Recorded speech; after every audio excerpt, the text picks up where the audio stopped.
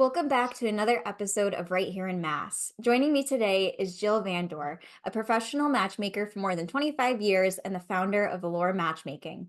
Jill is a woman with refined style and a no-nonsense point of view.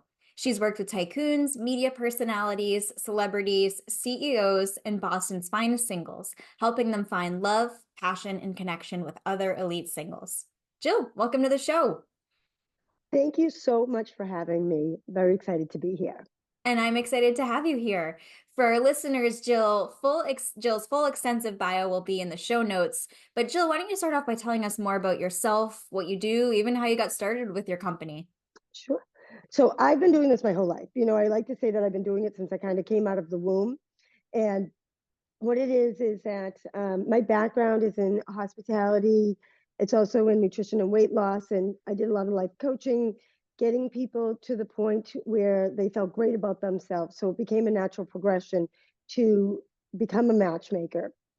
That being said, I always was a bit of a yenta growing up, meaning that I'd always been in people's businesses and wanting to know what happened. So I've probably been setting up people since I was back on the schoolyard in elementary school. Um, but I did grow up, I'm a Bostonian. I went to Suffolk and then I went to UMass Amherst. So I have my degree from there. But I do tell people I feel as if I've earned an honorary degree from Harvard in psychology and people and relationship counseling. I am a certified relationship coach, but more than that, what makes me really great at what I do is that I really get to know people really well and I get to the heart of the matter of what's happening in their life. And more than just finding that special someone, it's a journey we go on together to help them find out more about themselves and what's working and what's not so that we can get them into a healthy relationship. Yeah, I love that. And with that, was there any like defining moment that made you realize that you wanted to become a matchmaker or even start your own company? Like if you just naturally did it for friends or family or anything like that? Well, I naturally always matched people up, it just Mhm. became natural to me. I love talking to people. I love getting to know people. And I found at an early age that people really enjoyed, reciprocating and talking to me. And Mhm. so I had been in my share of not so great relationships and kissed a few frogs before I found my prince. And so I got a job at back in the day, a video dating service. And it was a lot of fun. And I didn't think it was my lifelong career to do, but it was kind of like a duck to water. I just knew that this was my passion in life and what I should be doing. So from there, I ended up working for other companies. And I was living in LA at the time and ended up moving to New York City and being a matchmaker in New York City. Then I became a nationwide matchmaker. And originally, as I said, I'm a Bostonian. So I came back here. And from there, I had been working at a company called Lunch Dates for the last about 15 years. And I'm very passionate about lunch dates. And what they do is they set up clientele on lunch dates, drinks after work, and dates on the weekends.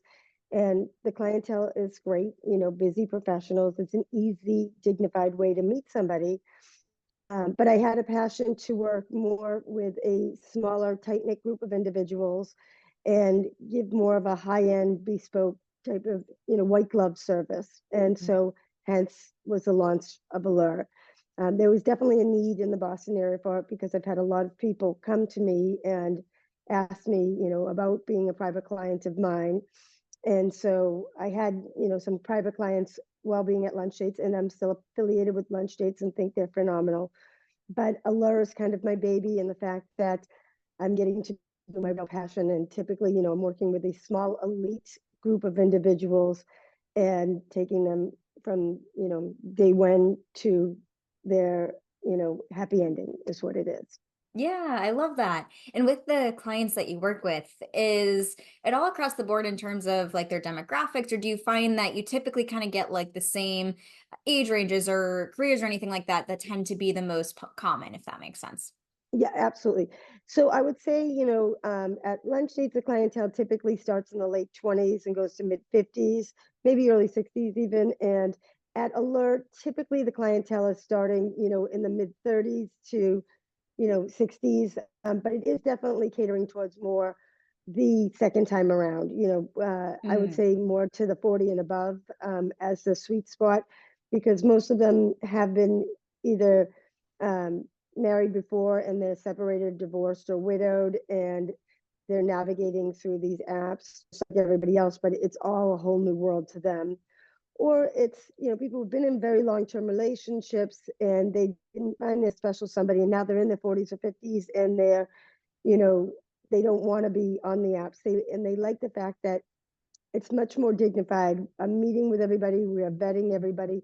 So we're taking all that, you know, discomfort and, I hate to say ickiness, but right. you know, ickiness away from it, Yeah, absolutely. from And the that brings apps. up a great thing that I'd like to know, which is you mentioned like the difference between someone hiring a professional like yourself or just trying to DIY it ultimately through the dating Yeah. apps. And so, in addition to what you mentioned of you doing the whole vetting process, like what are the Mm-hmm. benefits of someone hiring a company like yours compared to trying to go the more DIY route, so to say? Yeah, well, let me just say this. I think if you are single and you are out there and you are listening, you should be doing everything initially. You need to get yourself out there. You can't just sit at home and think that you can just Prince Charming, or, the princess is going to just show up at your door, because if she does, close the door. I don't know how she got or he got there. Um, so I think there's a lot of wonderful people who are on the apps. I think the thing is this, is that it can become very disenchanting, that a lot of times there's a lot of ghosting, there's a lot of textations going on back and forth where people don't actually meet, or if they meet, it's not for the right reasons. And then unfortunately, there are a lot of scammers. So, it can become a full-time job to be on the apps. That being said, it does get your feet wet and it does force you to come out of your comfort zone and get out there and do something. So I highly recommend doing it. And I have people who work with us, and we do what's called online profile management, where we help them navigate through the apps to get them, better success as far as uh, getting their profile up, making sure, because a lot of times people are swiping, but they're not doing it with intention, or they're not Mhm. replying back, or they may not be um, set up in the proper way. They may not have the right photos, things of that nature. Yeah. So the apps are good. They scratch the itch. There's also, I tell people there's a lot of really great in-person meetups and dating events, things of that nature uh, that are great. Get yourself out there, go to an event with the holidays coming up. I know there's a lot of wonderful events for people to try out. The thing is that I found with the clients at Allure, they, a lot of them are a little bit, more distinct in the fact that they don't want to just go to a meetup, or they don't want to have their profile on an app just because of confidentiality. Mm. Um, so they like the fact that this is definitely more hands-on approach, where I kind of explain it like I'm their fairy godmother, and that I'm doing everything for them, and it's safer. So Yeah. that's something that's important. So whatever avenue you're choosing to use, you want to make sure that you are using safety, that you're not, whether you have somebody know that you're going on the date, whether you get the person's last name before you meet up with them, do some Google searches, do a background check, do these things so that you can make sure that, because safety is paramount. Yeah, those are all great pieces of advice. One thing that I was thinking, because I think it's really interesting that you tend to work with clients who are in like their 40s and 50s and above, is that one thing I actually saw online recently is that there's kind of like a wave of people who were so focused on their careers that they kind of put love on the back burner. And now that Absolutely. they're towards like now they're in like a great spot with their career, they're like, oh my gosh, well, now I haven't found my partner. And so is that something that you often see, knowing that you work with individuals in such high Absolutely. caliber careers? Yes, and both Yeah. men and women too. So the thing is this, is that my clientele that a lot of times first time, when I say first timers, meaning they haven't been married before or anything, they're very much, overachievers. They worked really Yeah. hard to get a really great education, and from there, then they went on, whether it was to law school or to get their PhD, they want to get into the best schools. So they did all of these things, and then they, passed the bar, became a doctor, did their residencies, things of that nature. And then what happens is that, you know, all of a sudden they're still trying to achieve, move up in their career now, and they just expected that their special somebody was they'd meet them along the way, but life is really busy and they didn't meet their special somebody along the way. So Mm, now that they've, kind of established themselves, or they're in the process of, getting to the final stages of establishing themselves, they definitely will come to me and say, hey, like, okay. And I, especially, if people still want to get married and they want to have a family and that is a priority to them, uh, unfortunately, time is of the essence in some situations. So, and I've heard of more and more, women who are, going ahead, they're freezing their eggs, they're doing these things because yeah. they were, you know, fast tracking to get ahead in their careers, but now they want to still have children. And the men, the same thing. A lot of times, I talk to somebody and they're like, well, he's over 40 and he's never been married. What's wrong? I'm like, he was, didn't become the CEO of his company by not, by just, waking up one day. He had to work really hard and now he's established. So now he's ready to get the final piece of the puzzle, is what it is. Yes, absolutely. And knowing that you work with people in such prominent and important careers, what advice do you have for people who might be in the same boat as they're going to find love in terms of like how they can balance that career in a relationship? Because I feel like that's something that people probably struggle with is just the balancing piece, making sure you're not neglecting your career, but also, of course, not neglecting any personal relationships. I think it's a really hard balance for people. I think it's Yeah. definitely a fine line. I think the thing is this is that, even if you want to balance it too, a lot of times what happens is that you're working really hard on your career, your education, all of these things. And so you do want to meet somebody, but it's a lot of effort to put your heart on your sleeve and put yourself out there. And Mhm. then, as we were talking about the apps or this and that, and then nobody wants to, most people don't want to put themselves out there with having the fear of rejection in any way. So what I suggest to people is that make it known to people that you are open to meeting somebody, Mm. because a lot of times, if you're, especially like the holidays are coming, the holidays are here and people will be at parties and stuff and they're talking about, well, their career is going great and they just got promoted to this or this is happening, but you want to make sure that you're letting them know, the dust has been settling down. So I am definitely in the market to meet somebody, because also, just like if you were looking for a job, you'd want everybody to know you're looking for a job. So that's, you gotta use, do it exact. I try to tell people, look at this area of your life the same way you would look at your career. And that's why people want Mm. to hire a matchmaker or work with somebody, work with myself for that matter, because while they're, it's the same thing. You would hire a recruiter, you would go to the best schools, you would do all the right things. So you have to do those things to be successful, but you don't want to neglect this. So let everybody know, do all the things that you can possibly do, but enlist, a matchmaker in your search as well. Absolutely. And I mean, I also think of it too as like getting back time. Like I think that especially people in those careers, I don't want to necessarily say they use the word delegate, but they think about like what's something I can have someone else help me with because I have so much on my plate and I can only do so Yeah. much. And I can imagine that just being able to know that they have a great partner like yourself supporting them in that aspect gives them so much more time back into their day. Uh, Listen, you couldn't have said it better. Let me just tell you, at the end of the day, I tell people time is the most valuable thing. You are Yeah. 100% right on that. And you can't put a price on it. You don't, there's not enough hours in the day for people, and at the end of the day, that's why you outsource this area. So that while you're focusing on X, Y, and Z, you're not making yourself crazy. You have somebody else who is doing all the other work for you. And that's really what it comes down to with my clientele, is that their time is so valuable that it just makes sense. And have an expert do it, because even if you had all the time in the world, which most people do not, they still don't know the proper questions to ask, how to vet, how to meet the right people, how to Mm. find that right person too. Because just sometimes people will call me up and say, okay, you know what, I, get all my ducks in a row. I'm ready to meet them. I'm like, well, it doesn't, listen, I'm great, but it's not going to happen overnight. We've got, we've got to, peel this back and figure out what's been going on, what you're looking for. And,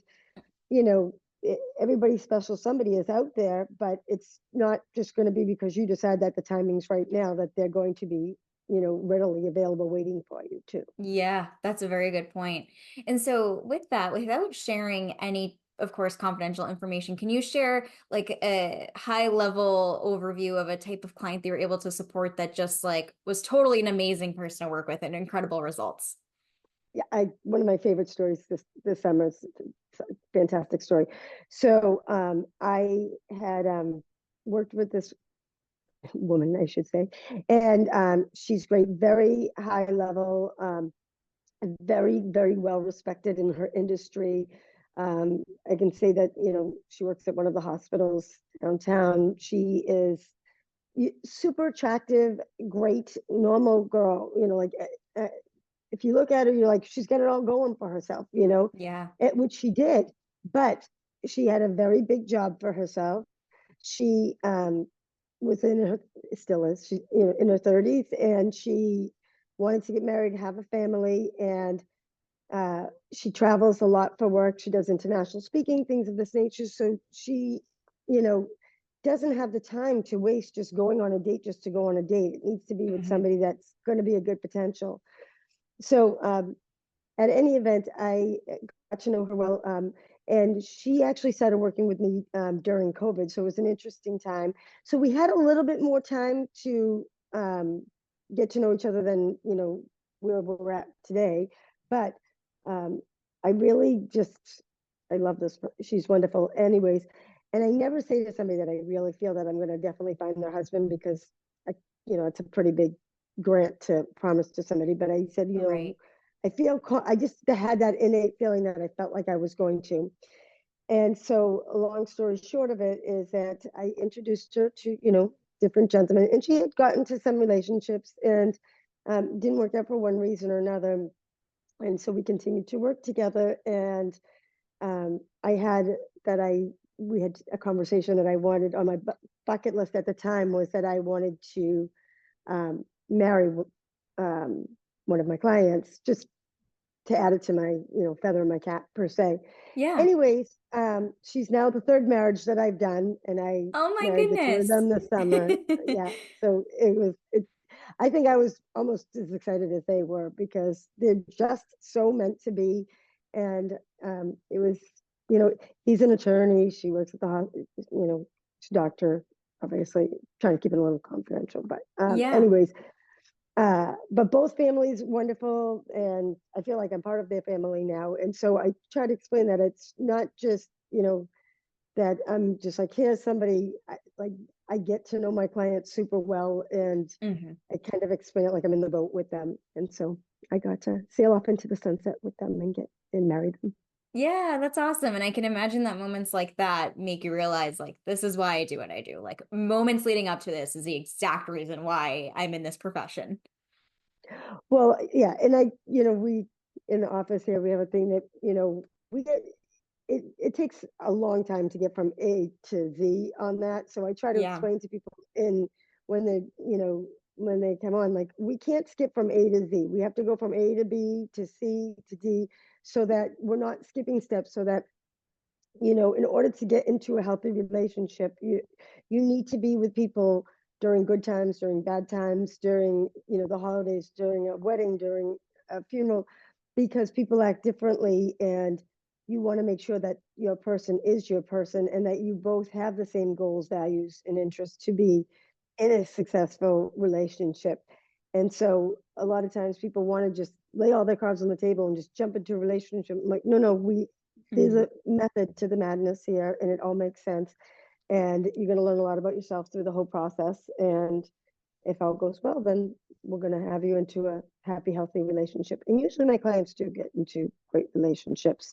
So that's why I love what I do and love that I tell people I can't cure cancer, but finding love is just as important. So Yes, it's good. definitely. Yeah, Yeah. absolutely. And so by the time that this episode releases, it'll be around Valentine's Day, which I can imagine for Uh, people who are single and have been kind of in this struggling moment, it can probably be like triggering or a little bit challenging. And so, what advice would you give to them as they're kind of navigating this popular holiday, but then also trying to find love for themselves?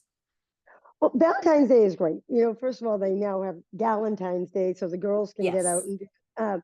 But don't feel like just because Valentine's Day is there that like there's pressure to get into a relationship this week at Valentine's Day or anything, but use it as an excuse for yourself to sit down and write down a list of the things that are important to you in a relationship and what you're looking for, so that you can decide, what strategy you want to use, so that we can launch a search for you, whether you're working with a matchmaker or going on an app or going to a group or whatever it is. But I just think the beauty of Valentine's Day and you know holidays like that is it makes you stop and take a step back and reflect and say, okay, you know what, love really is important to all of us, but don't put the pressure on that you got to be in a relationship in the next few weeks, because as great as anybody is, it's not going to happen that fast. And the best relationships are going to be nurtured and build and grow so that it has the foundation to survive and sustain.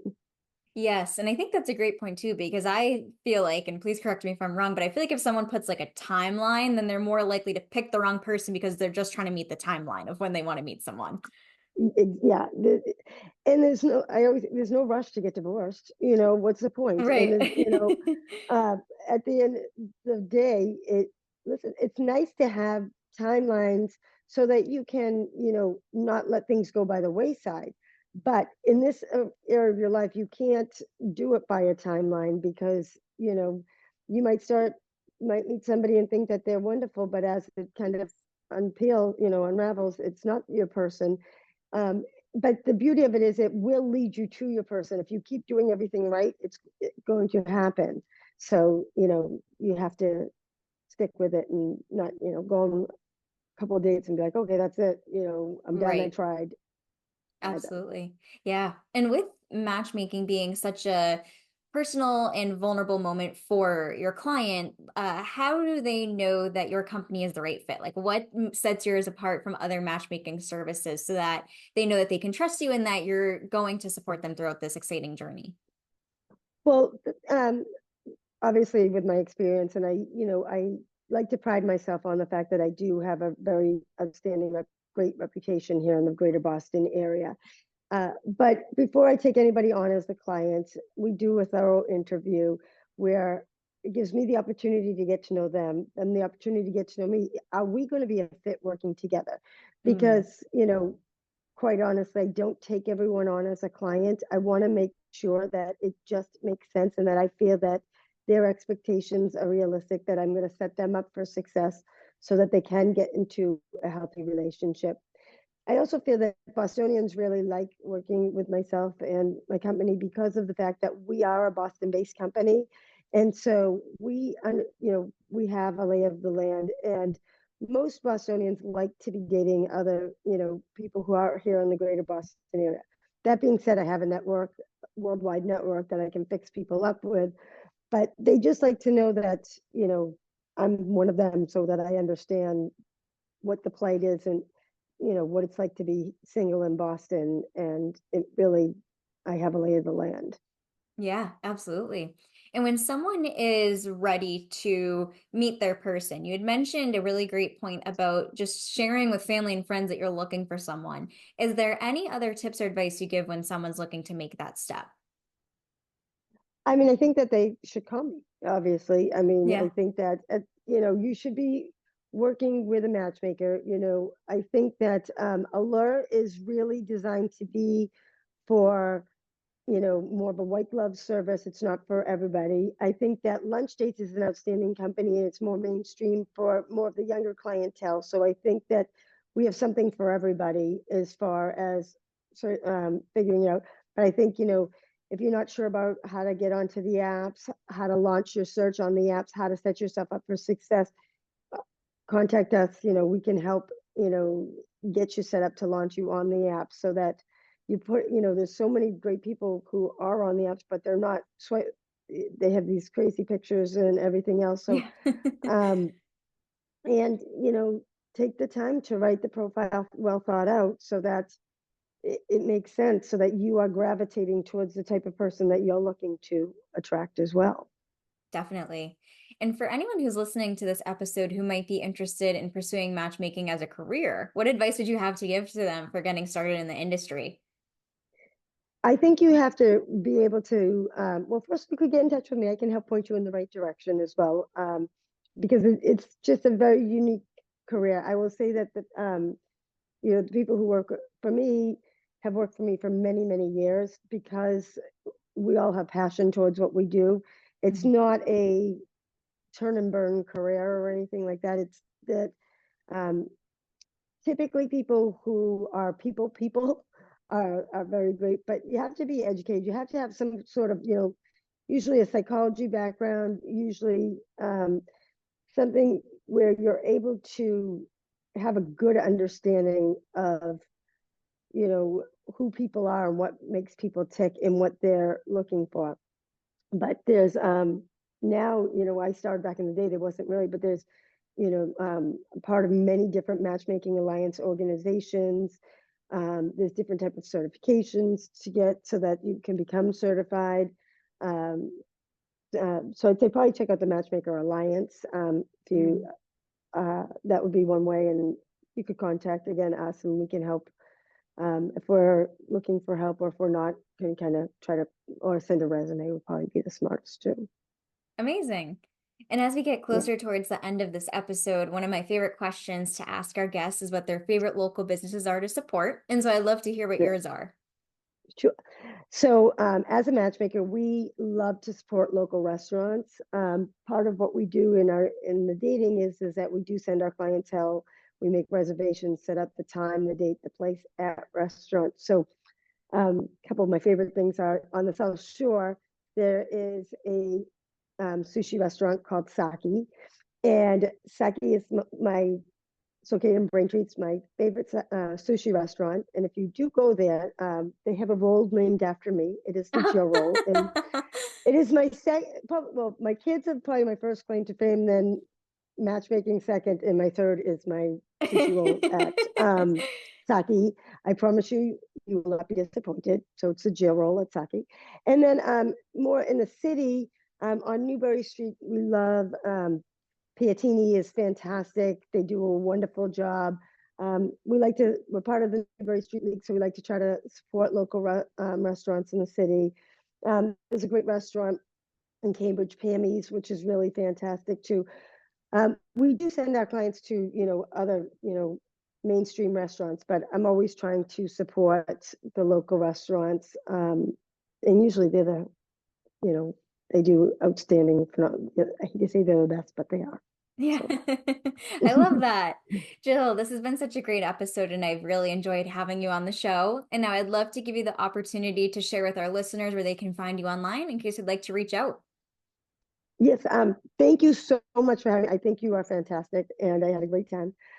Definitely check me out at allurematchmaking.com, and you can just shoot me off an email there or fill out a profile online, and happy to schedule a time to speak with you to find out more about you. So it's allurematchmaking.com. Perfect. And I will link to those places in the show notes so that way our listeners can click through and connect with you from there. But thank you so much again for coming on today's show. Thank you so much for having me.